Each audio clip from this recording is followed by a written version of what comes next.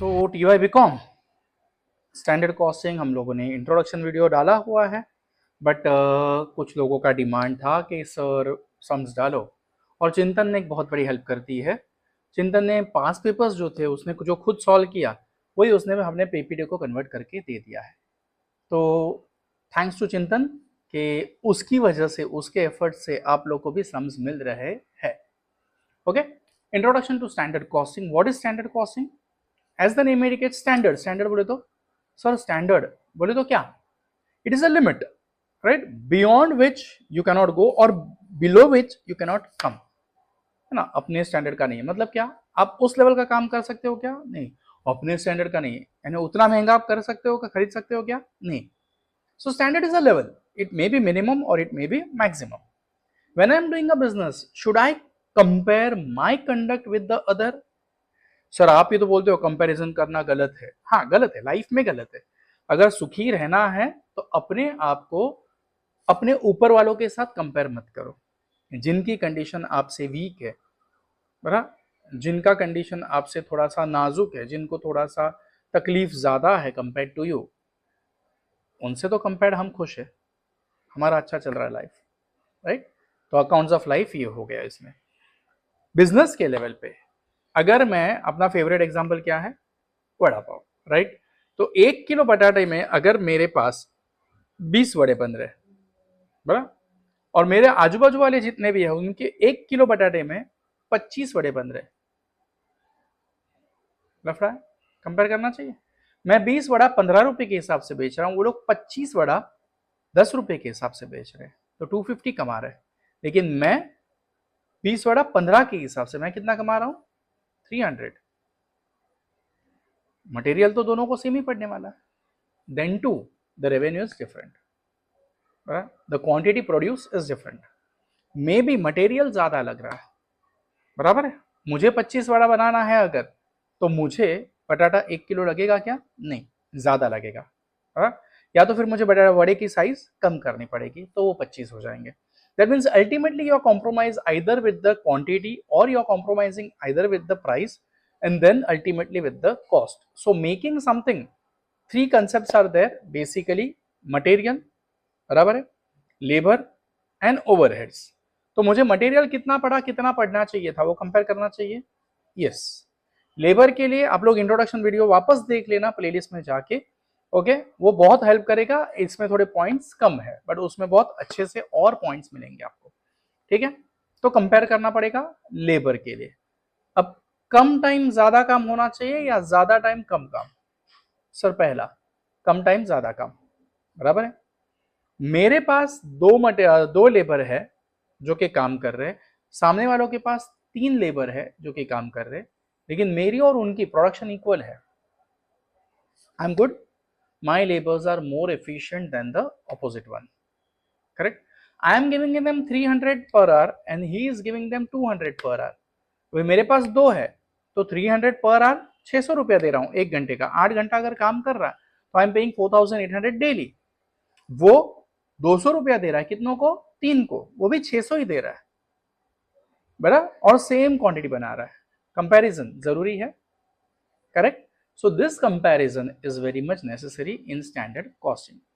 Simple सी चीज है, जब आप कंपेयर करते हो मटेरियल को, अगर बात करूं तो I may compare quantity, I may compare the rate or the price per unit, I may compare the overall cost, right? Labor की अगर बात करूं तो I may compare the hours taken by a labor, that is efficiency. I may compare the rate I am paying, मैं कितना दे रहा हूं 300 रुपया पर आवर, लेकिन वो कितना दे रहा है 200 रुपया पर आवर। मेरे 2 मजदूर उतना ही काम करे जितना उसके 3, तो मेरे ज्यादा एफिशिएंट है, बराबर, मेरा कम टाइम में ज्यादा काम कर रहा है, correct. And the cost, so you are having 3 material variants and 3 labor variants. Done?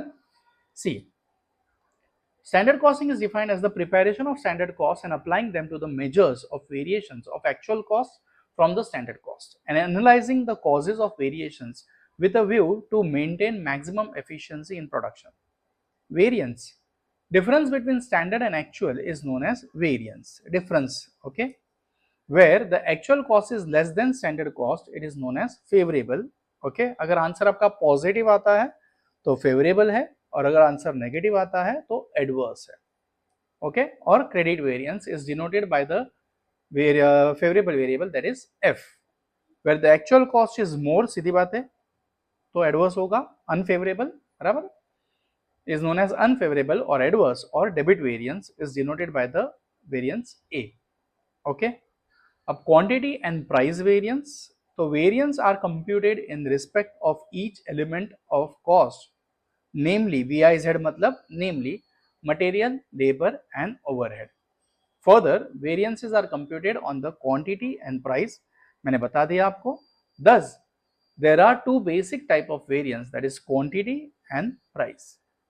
Total cost variance अगर बात की जाए तो टोटल कॉस्ट यानी क्या, खर्चा ओवरऑल, बराबर, इतना मटेरियल इतने के हिसाब से तो टोटल कितना, इतने मजदूर इतने के हिसाब से टोटल कितना, इतना, बराबर। Cost, standard cost of output minus actual cost of output. अब स्टैंडर्ड कॉस्ट क्या है, तो standard quantity into standard rate, actual quantity into actual rate. अब मुझे ये बोलो कि स्टैंडर्ड जो है वो अपना होगा या इंडस्ट्री का होगा, कमेंट मारना। आई रिपीट, स्टैंडर्ड अपना है या इंडस्ट्री का है। डन। शायद वीडियो में आगे हिंट दे दूं मैं, बराबर, तो वीडियो ध्यान से देखना, वरना यहीं पे अगर रुक गए हो तो कमेंट मार देना, okay. So SQ into SR minus AQ into AR। Then quantity variance, as the name indicates, variance यानी कि डिफरेंस किस में है, क्वांटिटी, तो standard quantity minus actual quantity into standard rate, okay. ये अल्टीमेट फॉर्मूला आपको इतना याद रखना है। देन रेट वेरिएंस, तो वेरिएंस किस में है, रेट में, standard rate minus actual rate into actual quantity. Done. तो मटेरियल के आपके पास ये तीन वेरिएंसेस है। उसी तरह से आगे हम लोग कौन सा सीखेंगे, लेबर का, okay. So see material variances you are having over there, material cost variance, material usages variance and material price variance. Done. हर एक वेरिएंस का आपको बाय डिफॉल्ट कंपल्सरीली वेरिफिकेशन करना है, सेफर साइड इसके ऊपर मार्क्स होते हैं। So you are having 3 variables, 3 variances, बराबर है, तो 3 2 6, 2 मार्क्स इसके वेरिफिकेशन के आएंगे।